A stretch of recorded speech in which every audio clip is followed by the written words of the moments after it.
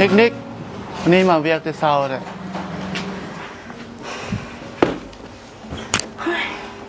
เอาเป็นอย่างนี้เครื่องลุ้มเสียแต่เศร้าแท้ โอ้ยเด็กเสิร์ฟหน้าบริษัทเฮานี่เด็กมาทักเขาซื้อมือเขาละบ่มัก ก็ดีละดีมีคนห้าก็ดีก็มีคนสั่งได้ แต่เขาบ่มักเด็กเป็นแค่เด็กเสิร์ฟถูกๆสิมามักเขา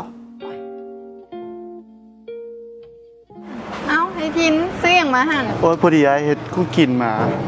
เอานี่กินข้าวแล้ววะพอดีไอเฮ็ดคุ้งกินมาให้เนี่ย บ่เป็นหยังจะเก็บไว้กินเองเถอะเอาตัวเองให้มันรอดก่อนหะนะเบิ่งสภาพตัวเองเนี่ยเป็นแค่เด็กเสิร์ฟสิมาจีบข่อยโอ้ยเสียเวลาไปเฮ็ดเวียกดีกว่า ไอทินบ่ต้องเสียใจเด้อนิกเล่าลมเสีย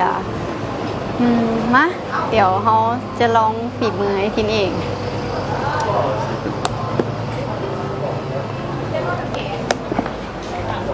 เป็นอย่างยูเป้ กำลังไล่เอกสารการเงินอยู่ แล้วละบ่อัน หาเจอแล้วนี่ล่ะอันช่วงนี้บ่เห็นไอทินมาเฮ็ดเรียกหลายมื้อแล้วเนาะบ่รู้แล้วเป็นบ่ อย่าไปสนใจเลยบ่แม่นถึงไล่ออกแล้วติบ่หันดีแล้วแหละจึงบ่มีคนมากวนใจเขา เป็นแค่เด็กเสิร์ฟก็สิมามักเขา คือว่าในนั้นแล้วก็เป็นคนดีเด้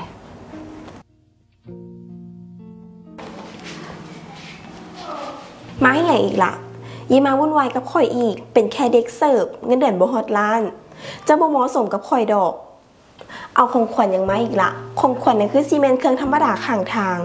จะบ่มีเงินซื้อเครื่องแพงๆให้ข่อยดอก เอากลับไปซะไป เป็นยังค่อยสิมาอยู่นี่บ่ได้เพราะว่าที่ลาไดมอนด์นี่นะเป็นบริษัทที่ค่อยมีหุ้นส่วนอยู่นี่ ไอทินเราเป็นหุ้นส่วนของทีลาและยังเป็นเจ้าของร้านคาเฟ่ที่อยู่ข้างๆร้านแถวนี้ เอาแล้วเป็นอย่างมื้อนั้นคือเห็นไอทินไปเฮ็ดเสิร์ฟอยู่ร้านคาเฟ่นั้น พอดีว่าก่อนที่อายสิมาฮอดจุดๆนี้เนาะก็เคยเป็นพนักงานเสิร์ฟมาก่อน แล้วจะพูดว่าผู้หญิงคนนั้นสิรับเราได้บ่ถ้าเป็นพนักงานเสิร์ฟนะแล้วคุ้มค่อนที่ เอาค่อยๆหวา ตอนแรกก็คิดว่าสิเอาให้เจ้าแหละแต่ว่าเจ้าคือสิบ่เหมาะสมสำหรับคุ้มค่อนตัวนี้เนาะแต่ว่ามันเหมาะสมกับเปหลายกว่า เอาให้ค่อยว่า แม่นแหละ ถ้าน้องจะพูดว่าแม่นยังอยู่ทางไหนนั่นก็ลองแกะเบิ่งแล้วบัวเดี๋ยวน้องช่วยจัดการตำแหน่งเนาะให้ปูเป้มาเป็นเด็กข่ายนะ โดยใด เพราะว่าบ่มักคนที่ว่ามักดูทุกคนแค่ภายนอกกันนะ ๆ